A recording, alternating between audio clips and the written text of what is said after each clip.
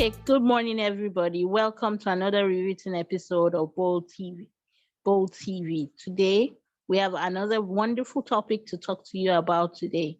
But before we start that, I'd like to say that this episode is brought to you by Bold Heart Network, and we would like for anyone who would like to sponsor our episode, be it pay for an episode, appear at an episode on an episode, should please contact either me, Abiose, Freki, Osaki, Oluwatomi Singh, or Afyong for anything. So before we start our episode, our topic for today, I'd like the ladies in the house. We have lovely ladies in the house, and I'd like all the lovely ladies in the house to please introduce themselves. All right, hello everyone. It's me, your girl. My name is Freki Andresian. I'm based in Port Harcourt in River State. I use a wheelchair from spinal cord injury. Some of my, the things I'm involved in, Fake Foundation, where I've served as the founding executive director. I'm also coordinator and member of Bold Hearts Network. Professionally, public health is my area. I also am into other aspects of motivational speaking. I'm also recently an inclusion strategist, So thanks for having me once again. God bless. Hello, everyone. I'm Osaki Teresa George. I reside in Port Harcourt, River State, a polio survivor. I'm into Microsoft Person training. I work with Fair Care Foundation, a member of Bold Heart Network. I also mentor and coach women with disabilities and many other things. I'm happy and glad to be here. Okay, so my name is Grace Oluwatosin Wolumate. I'm based in Ogun State. I am the founder of the Hebzi Rock Ability Stand Foundation. I'm a gospel music minister, and I am a disability rights advocate. Thank you very much. Amazing. So you'll be singing for us one of these days. Anyway, that's okay. Good morning, everyone. It's a beautiful day in the life of mankind, and we're super excited to be here once again. I'm Oluwatomisi Adeyefa, based in Abeokuta, Ogun State. I'm a broadcast journalist, a sound engineer, a teen and youth counselor, a motivational speaker, and a gender and disability rights advocate. I use the white thing. I'm a visual impaired. Thank you. My name's Abiose Oluwafunke Falade. I'm the ED Angel Wings Global Freedom Foundation. I am an author. I wrote a book called Nimi the Warrior Girl, The Beginning Chronicles of the Undesirable. I'm a motivational speaker. I'm a writer, and I'm an encourager and a counselor too. Welcome to today's episode of Bold Heart, Bold TV. Today's episode will be about language and disability. As a person with disability, what language do you want to be called? What do you want to use on you? What identity do you want to be given as a person with disability? So we will be talking about this and expatiating it and getting to know what it means, to what language is, what not to use, what to use. So I will throw the first question to my ladies. So Osaki, what do you understand by the word language and disability? What do you understand when we say the word language and disability? Okay, language and disability. Language natural is known as an identity of oneself, representing oneself when it comes to culture and value of the person.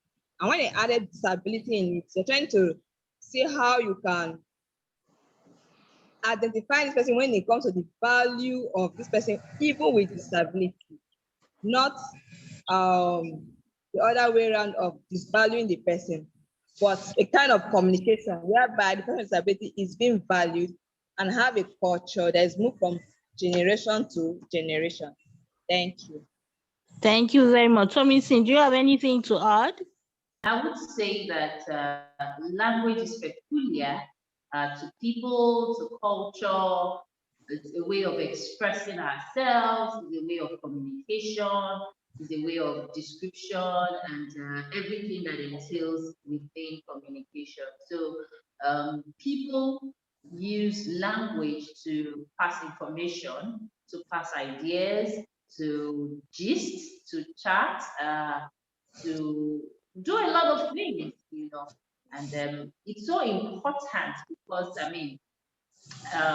language could be descriptive, it could, depict something, it could show us how something looks like without you even seeing that thing or that person or being in a particular place. Language could be used to give you a vivid description of that particular thing or subject matter, and then you have an idea of what it is, even more than someone who is actually physically present at the location of um, at the location that is being described. So it is very important to us as persons with disabilities, the kind of language we are referred to with, the kind of words that are spoken to us or spoken about us or spoken in connection to us. It helps, build our physical, emotional, spiritual, and other aspects of life. Amazing. Wow. Okay. So now for the next question, I have this question for Grace. What is the role of language in the identity of young women with disability in Nigeria? What role does language have? What role does it have for young women with disability in Nigeria? Okay, language plays a very important role in in for women with young women with disabilities. Like we mentioned earlier that okay, let me use from my own understanding. The kind of language you use for persons with disabilities, it should be very careful with kind of words you use, so that you don't cause emotional damage to a person with disability because of your kind of language, that kind of person. So for let me say for the reasons, let me say for the reason of their emotions, language plays a very important role. Be careful you don't use words that are damaging, words that are harmful, words that can traumatize that kind of person. So in describing a person's disability, ensure that your words do not in any way make that person or a woman with disability less human. So let me just stop there, so I don't go out of the way, so you can continue. Oh, Yeah. thank you very much. Frankie, please could you tell us the role of language and language in identity and representation of young women with disability in Nigeria? Okay, so Frankie? thanks for the question. Okay. Okay, so I can continue. Thanks for the Yes. question. So language, just like you rightly said, serves as an identifier. And when it comes to a role or an identity that is placed on a person by way of a name or a calling or how a person is called, what it translates is that it tells the person that this is how that individual is perceived. If it is a name that is generalized, it means that that is how that person is generally perceived by society. So as language as identifier for persons with disabilities is crucial because it throws on and gives the perception of how you or society sees that person. So if that name or that language used is derogatory, then it translates the feelings of less than human to a person with disability. For a young girl with disability who has learned to associate disability with derogatory terms, or has all her life heard or associated disability with negative connotations, it does a lot to her identity by way of her self-esteem, her self-confidence, her interaction with other persons without disability. So when we think about language disability and women with disability, especially young ladies with disabilities or young persons with disabilities generally, that identifier when it comes by language is so crucial because it puts a perception of how they are seen or how we are seen. Thanks. Yes, thank you very much for that answer. How can one identify an appropriate language from an inappropriate language when you hear it as a person with disability? Okay. Okay, so you're talking from the angle of the person with disability now, not the person Yes. actually saying those words, Yes. right? Yes. Okay, so usually an inappropriate language, if used on you as a woman or girl with disability, it's derogatory. It makes you think less of yourself. It makes you look at yourself differently from every other person around you. It questions your presence. It questions your ability. It questions your existence. So an inappropriate language um, is also capable of making you think beyond what you should ordinarily think about. It makes you want to ask questions about yourself. You know, it makes you want to know more that more things. I mean, it has a way of making you feel less, and let me put it that way. It has a way of making you feel less of yourself than every other person around you. So an inappropriate word, that is what it does. An appropriate word, it's encouraging. An appropriate word dignifies. An appropriate word doesn't make you feel less of being a human being. An appropriate word, you know, helps you relate better, puts you at a comfortable space when interacting or when communicating with every other person. Thank you.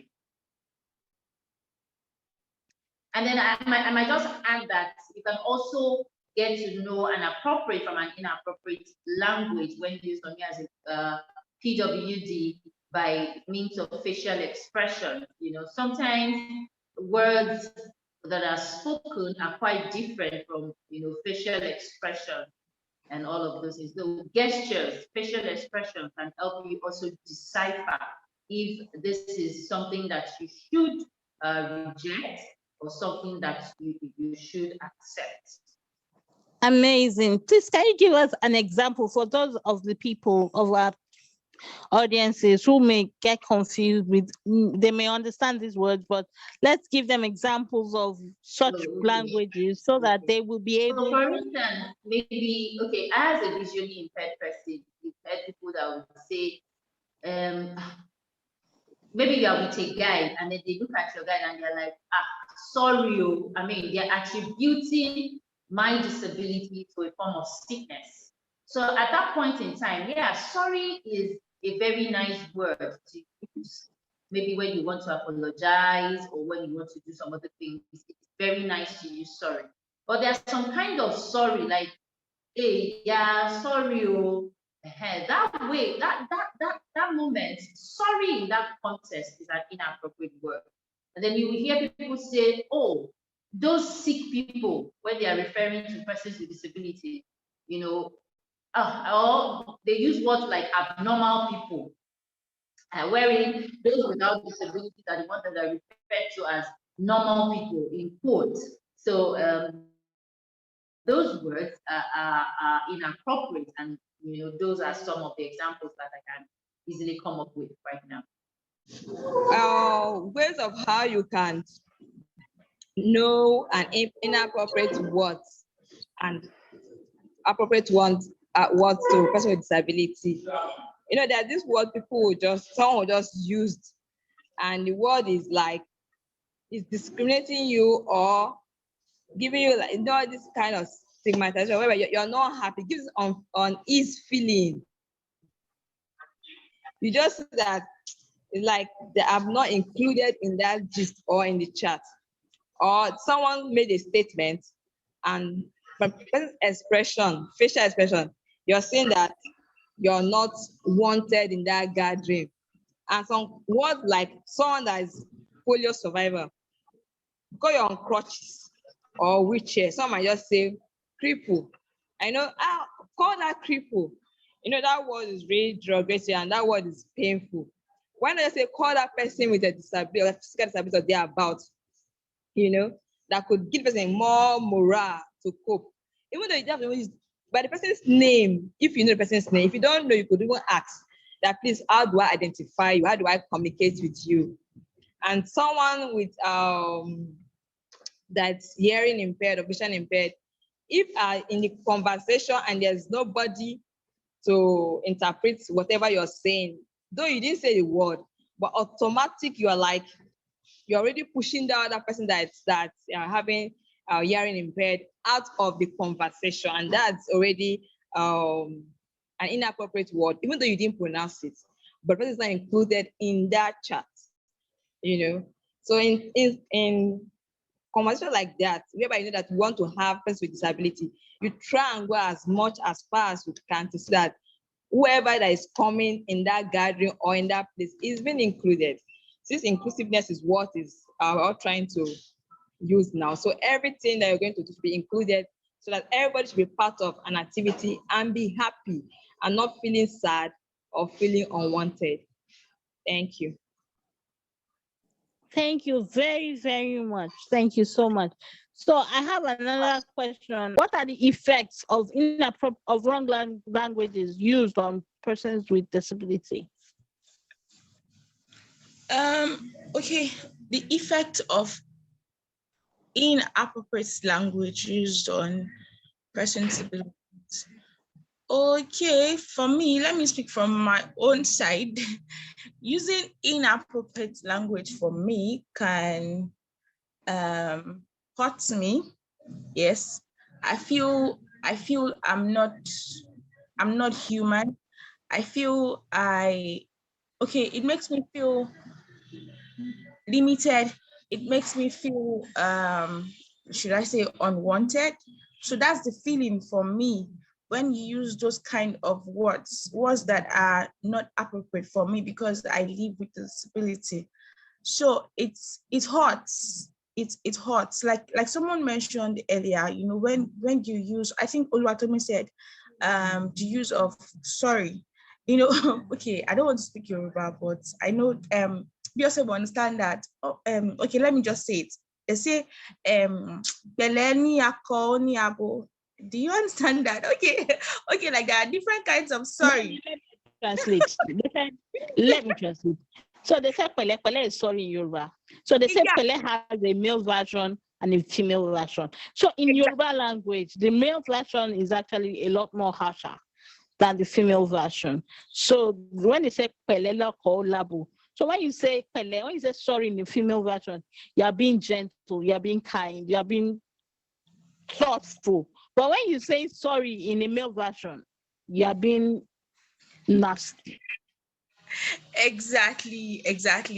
Okay, so you just create this kind of atmosphere where maybe I'm not seeing my disability, but because of the kind of words you use on me, I feel okay. I can now see that I live with disability. I'm not human. I'm not this. I'm not that. So for me, it hurts. That's just the only thing I can say. Thank you. You're welcome. So I would like to ask every single one of us this question. Can you give us a personal experience of a negative language and a personal experience of a positive language being used on you as a young woman with disability?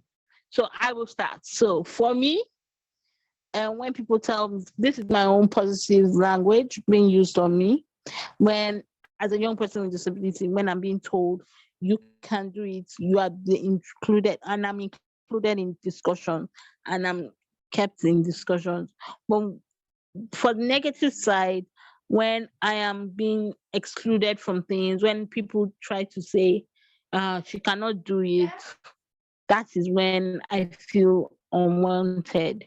So I'd like Tommy Singh to go from there. And so after Tommy Singh, Freki, after Freki, Osaki, after Osaki, Grace. So we'll go like that.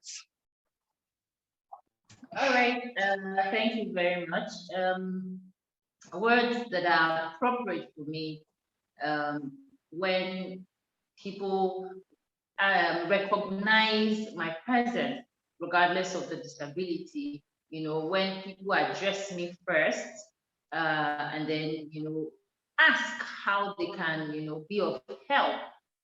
That way I feel very special. I feel very included, and it's a beautiful feeling. Trust me, when you are being um, included, when no one is sidelining you, when people are not looking or staring at you as if they just grew foreheads or something.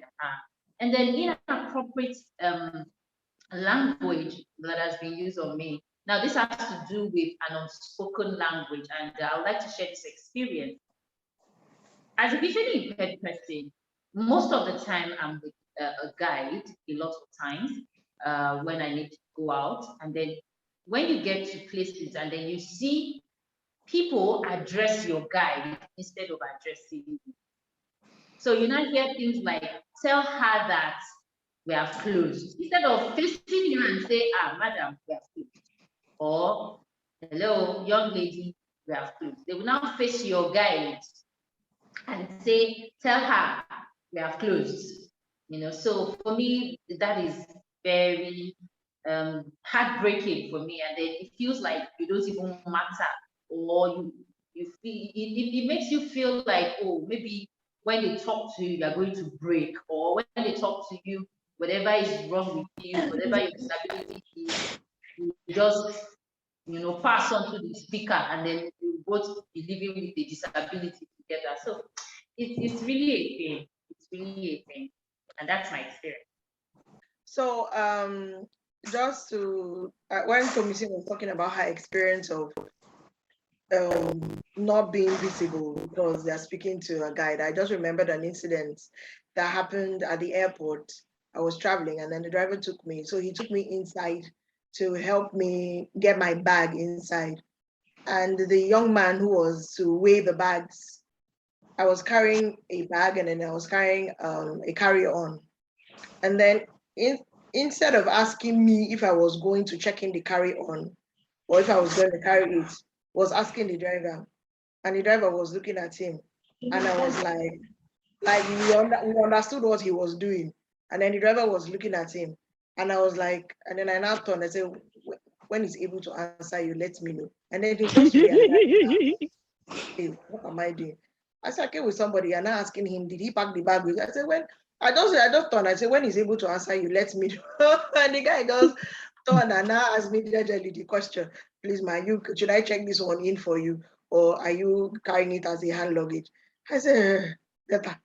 And the same thing also happened to me with my sister. We went somewhere. I was the one making the inquiry. The person left me and was answering my sister. Now, maybe because these people have spent a long time with me, so they get the memo. So when the person finished, that she allowed the person to finish. When the person finished the long-winded explanation, talking to my sister, she now said, I didn't ask you, tell her. So the person now started again and now explained herself. And I said, so you got what happened? And she got what happened. So for me, language, both verbal, spoken and unspoken, are important for persons with disabilities. And acknowledging a person is crucial. Acknowledging that that person is worthy of your attention. Don't refer to persons with them, those people. It's very, somehow, what are you doing? If you're not even sure what to do, just relate to the person as another human being. I relate to the person as Freki, or as Beyonce, or as Grace, or as Tomisi, or as Saki. Leave how the person is seeing, or how the person is hearing, or how the person is moving. If you're going to feel that you're going to make it awkward, don't forget about that. Just engage the person. That's the best thing I keep telling people. And when you find that you're seeing the person first, you will find out that disability comes up afterwards. But see and engage and interact and communicate with the person first. That's the best thing I can say. Thanks. I won't say I didn't have a pronounced inappropriate word, but what I had was a look, most times if I'm going out with somebody or from even I did the shopping mall and I'll ask them to carry my things. And they carry my things towards the car. And they see me going towards the driver's side to enter. It's like a shock, a surprise. What's this? As in, where is the driver? Sorry. I'm like, where is the driver? I'm like, don't worry, I'm the one, not the driver. So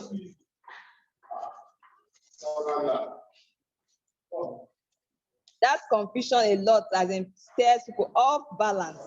They keep on wondering, how will she drive? How do you, as in, the staring, most of them I will just smile and let them watch how I will drive and how everything will pass by.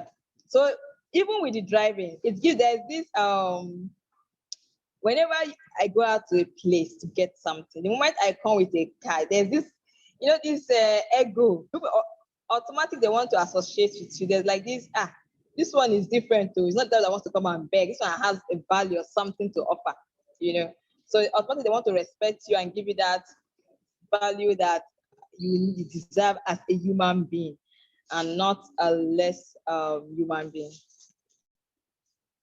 Thank you. Okay, so at first I struggled with someone very close to me telling me, useless girl. I was like, at the point I had to sit down and think of it that no, I'm not useless. The fact that I live with disability, don't ever use that kind of word to me. Use something else. Tell me I'm stupid. At least I can take that.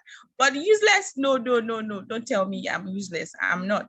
And then the other word is I can do it. Yes, I have a friend who would always tell me, Grace, you can. And seriously, it is working. So that's my own experience. Thank you. Wow. So we have our last words to say. So I'd like everybody to say their last words on what they have not yet said, what they would like to say, what last words you would like to leave with our community as a whole. So I'll start with Frecky. Frecky, please start and go around. Sorry, start with you. So you start. Yeah, you're fine. You're beautiful. All right, thank you very much. So we've looked at language and disability, and somehow the entire conversation kind of has focused on the perception that persons with disabilities have of language, and that's fine. So for me, I would tell persons with disabilities, especially young ladies with disabilities, begin to find your own identity, so that even when somebody who is uninformed comes to call you what you are not, you will not react and begin to tell or follow the person's thoughts of who you are. So begin to work on yourself. Who are you? Ask yourself, who am I? And begin to answer that question. And I know I'm saying this because I like to use this example a lot. And I tell persons that if any human being naturally stands in front of a lion by nature is a carnivore, he's a predator, he does not have time, he will eat anything that is food.